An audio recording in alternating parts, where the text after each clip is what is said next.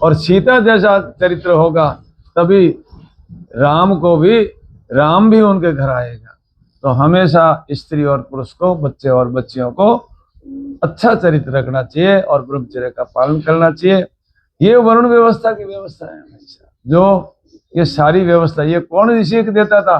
वो पुरी देते थे, गिरिपुरी। और भारतीय संस्कृति, भारत देश का नाम नहीं है सजना, भारतीय संस्कृति, भाव में प्रेम और भाव में विद्या, उसमें रत रहने वाली संस्कृति भारतीय संस्कृति। तो भारतीय संस्कृति का प्रचार करने वाले थे, उसको कहते थे भारतीय। गिरिपुरी, भारतीय। अरण्य, अरण्य कहते हैं जड़ी बूटियों को, छोटे छोटे पौधे हैं सब जड़ी, ये पूरे के पूरे इलाज के केंद्र हैं, बहुत बड़ी हॉस्पिटलें हैं। एक आंकड़े में 108 अचूक इलाज होता है।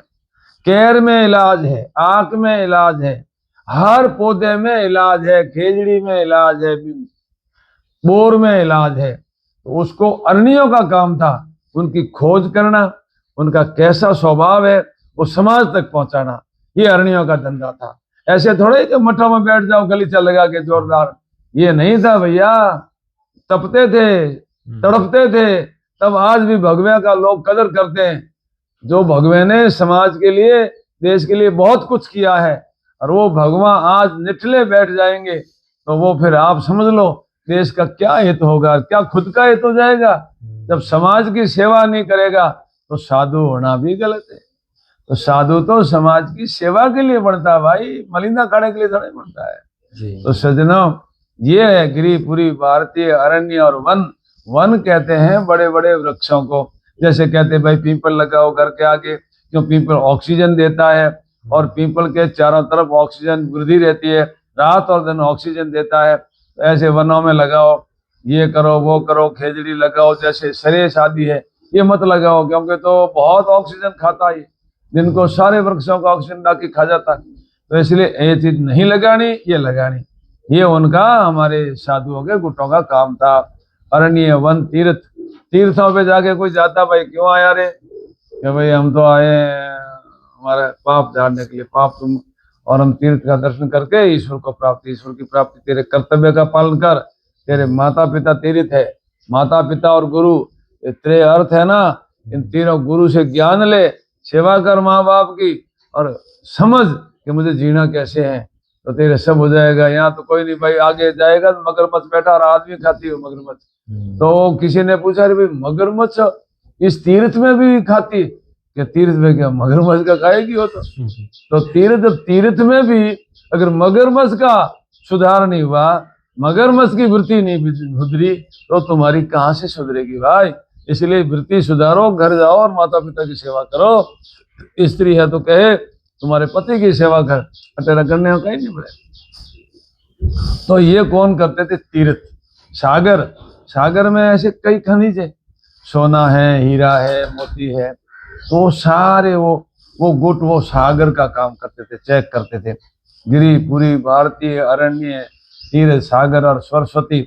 सरस्वती का मतलब है विद्या में रत रहना, विद्या पढ़ना और सत्य का प्रचार करना, ये है सरस्वतियों का काम।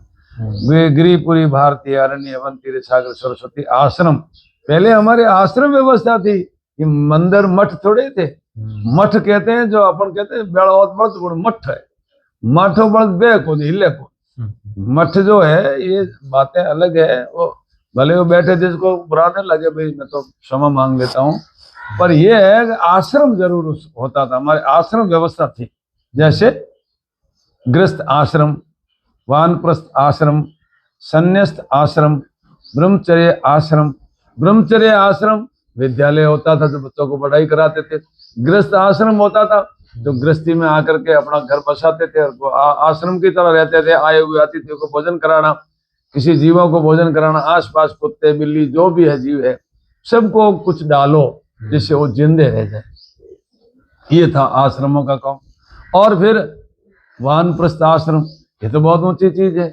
50 वर्ष आपने शरीर के लिए लगा दिया, 50 वर्ष आत्मा के लिए लगा दे, तो वानप्रस्थी हो जा।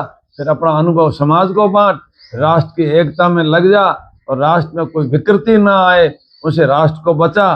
बच्चों को, बड़ों को, गृहस्थियों को अपना अनुभव दे करके और राष्ट्र को बुलंद करना है। और 75 वर्ष तक की आयु तक आश्रम, वानप्रस्थ आश्रम की पूर्ति हो जाती है। फिर 75 वर्ष के बाद संन्यास। संन्यास मतलब स मतलब स्वयं, न्यास मतलब रख दिया, परमात्मा के कदमों में समर्पण। फिर कुछ नहीं करना, न गृहस्थ का ध्यान देना, न प्रचार का, केवल और केवल ईश्वर की प्राप्ति। तो ये गणित भी बड़ी सुंदर है, कभी सुनाएंगे। 1 से ईश्वर का नाम, 100 से सोहम। 100 तक के गणित में आदमी अपने जीवन को ईश्वर की प्राप्ति करवा देता है। और सारे गृहस्थ को भोगते हुए, गृहस्थ से भागो मत, गृहस्थ को भोगो, लेकिन भोगो रीति से, ऐसे नहीं चुप के रह जाओ। 50 वर्ष के बाद गृहस्थ को त्याग दो और समाज के लिए, संसार के लिए, जब राष्ट्र अच्छा होगा तो भी तुम्हारे बच्चे सुरक्षित रहेंगे। अब तो एक ढूंढे में बैठा बैठा बच्चों को भले बहुत बड़ा बुलंद बना दा, ऊपर से कोई आएगा हमला करके लूट ले जाएगा, तुम्हारे बच्चे वाला धन कौन काम आएगा। इसलिए राष्ट्र की रक्षा कैसे हो, ये वानप्रस्थियों को ध्यान देना चाहिए। और इस ढंग से केवल यही नहीं, फिर बाद में अपनी खुद की शुद्धि ले और परमात्मा की प्राप्ति करवा दें। तो ये है वर्ण व्यवस्था में आश्रम व्यवस्था। ऐसे करके कई तरह के हैं, जैसे 4 खान हैं। 4 खान में जड़ खान, अंड खान और जड़ खान और उद्बुद्ध खान, ये 4 खान है। 4 वेद है, 4 वर्ण है। तो वर्ण व्यवस्था में भी काफी ये इन चीजों पे मेल खाता है। फिर आगे और बताएंगे। ओम शांति शांति।